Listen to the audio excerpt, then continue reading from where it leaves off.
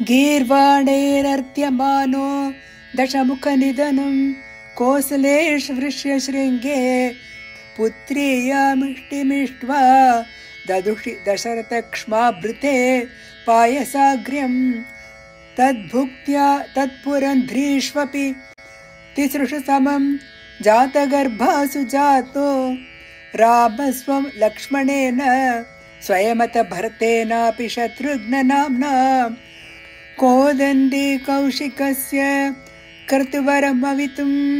लक्ष्मणेनानुयातो यातो भूस्तातवाच मुनिकथितमनुद्वन्द्वशान्ताद्वकेदः नॄणां त्राणाय बाणैः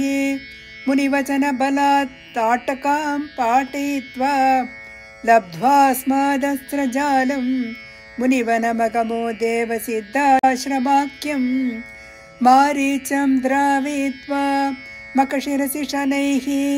अन्यरक्षांसि निघ्नन् कल्यां कुर्वन्नहल्यां पतिपदरजसा प्राप्य वैदेहगेहं भिन्दानश्चान्द्रचूडं धनुरवनिसु इन्दिरामेव लब्ध्वा राज्यं प्रातिष्ठता स्वं त्रिभिरपि च समं भ्रातृवीरैः सदारैः आरुन्धाने रुषान्धे भृगकुलतिलके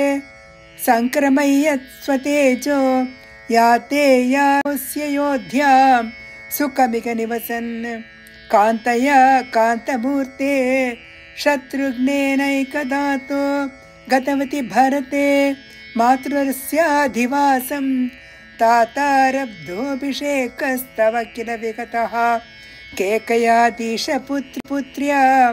तातोक्त्या यातु कामो वनमनुजवधू संयुतश्चापधारः पौरानारुध्य मार्गे गुहननय गतस्वं जटाचीरधारी नावासन्तीर्य गङ्गामधिपदविपुनस्तं भरमारात् नत्वा तद्वाक्यहेतोः अतिसुखमवसच्चित्रकूटे गिरीन्द्रे श्रुत्वा पुत्रातिखिन्नं खलु भरतमुखात् स्वर्गयातं स्वतातं तप्तो दत्त्वाम्बुतस्मै निदधितभरते पादुका मेदिनीं च अत्रिं नत्वा गत्वा वनमतिविपुलं दण्डकं चण्डकायं हत्वा दैत्यं विराधं सुगतिमकलयश्चारुभो शारभङ्गीं नत्वा गस्त्यस्ता शरणिकर सपत्राकृतिं तापसेभ्यः प्रत्यश्रौषिः प्रियैषी तदनु च मुनिना वैष्णवे दिव्यचापे ब्रह्मास्त्रे चापि दत्ते पतिपितृसुहृदं वीक्ष्य भूयो जटायुं मद्गोदा तटान्ते परिरमसि पुरा पञ्चवट्या वधूट्या प्राप्ताया शूर्पणख्या बदनचलधृतेरर्तनैर्निस्सहात्मा तां सौमित्री विसृज्य प्रबलतमनुषा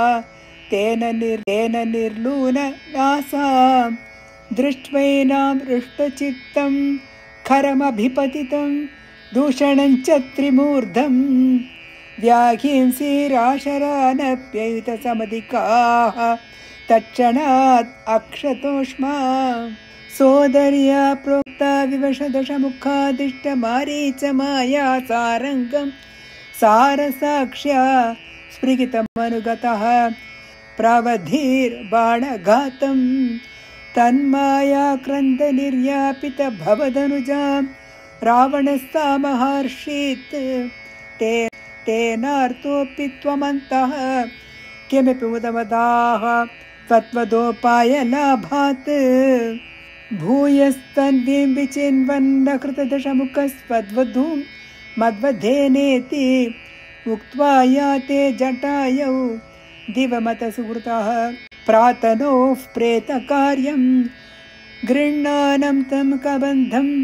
जगनितशबरीं प्रेक्ष्य पम्पातटे त्वं सम्प्राप्तो वातसूनुं वृषमुदितमनाः पाहि वातालयेश। श्रीहरे नमः। नारायण अखिल नमस्ते।